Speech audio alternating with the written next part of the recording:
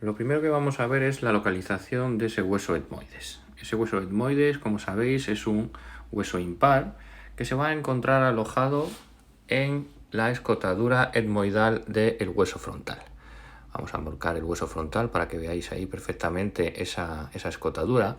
Y ese hueso etmoides también se va a encontrar situado ventralmente al esfenoides. Por su localización, ese hueso etmoides forma parte en la región craneal de la fosa craneal anterior, y por la región caudal vamos a ver que forma parte tanto de la órbita como de la cavidad nasal.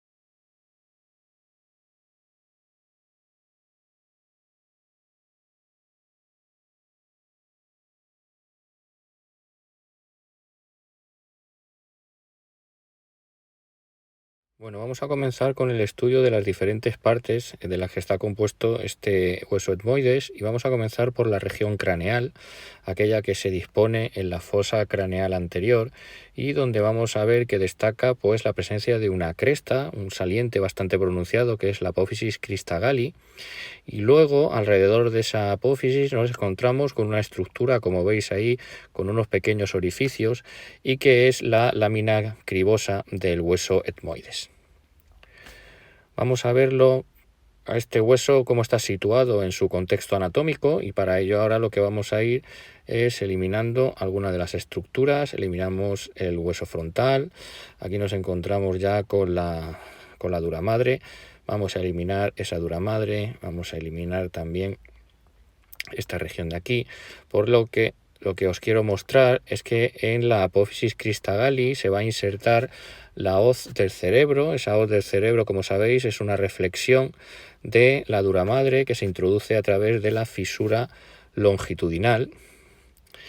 Vamos a eliminar esta estructura también, y vamos a ver cómo a nivel de esa lámina cribosa del hueso etmoides nos encontramos con el bulbo olfatorio.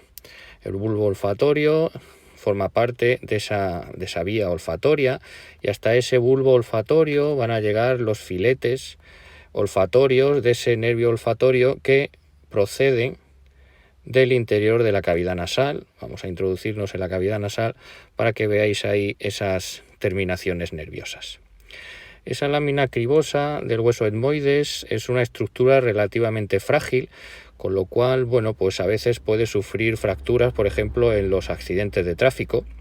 Es una estructura que ya utilizaban los egipcios para los procesos de momificación y para poder extraer luego a través de la nariz pues el contenido del cráneo, es decir, ese encéfalo. Y tenemos que decir, aunque se haya visto o oído alguna noticia, que romper esa lámina cribosa del hueso etmoides es imposible mediante el uso del hisopo que se utiliza para una toma de muestra cuando hay que realizar un test de antígenos o una muestra PCR. En la región lateral del etmoides nos encontramos con una delgada lámina ósea que es la lámina orbitaria. Como su nombre indica, esta porción del etmoides forma parte de la órbita, en concreto de la pared medial de esa órbita. Pero además de este hueso etmoides, la órbita está formada por otros 5 huesos. Nos encontramos con el hueso frontal, el hueso lagrimal, el hueso maxilar, el hueso cigomático y el esfenoides. En la línea media nos vamos a encontrar con la lámina perpendicular del etmoides, que es una delgada lámina ósea que forma la porción posterior-superior del tabique nasal. A ambos lados de esta lámina perpendicular nos encontramos con los laberintos etmoidales o masas laterales. En esta región nos vamos a encontrar en su interior una gran cantidad de celdillas etmoidales que están ubicadas entre la cavidad nasal y la cavidad orbitaria. Vamos a ver las estructuras que nos encontramos en esos laberintos etmoidales. Lo primero que vamos a ver es esta estructura que se marca en verde y que es el cornete o concha nasal medio. Lateralmente a esa concha nos encontramos con una estructura que tiene una forma más o menos de gancho y que es la apófisis unciforme. Esa apófisis unciforme se va a extender sobre la amplia apertura que tiene el seno maxilar y que veremos posteriormente en el último vídeo. Y finalmente, si nos dirigimos hacia la región posterior, nos vamos a encontrar con la concha o cornete nasal superior. Vamos a ver finalmente cómo se encuentra ese hueso etmoides en su contexto anatómico. Como vemos aquí, se encuentra formando parte de ese tabique nasal junto con el vómer que vemos aquí abajo. Vemos lateralmente esta estructura que, como hemos dicho antes, es el cornete o la concha nasal media, y vemos lateralmente a ese cornete esa estructura en forma de gancho que era la apófisis unciforme.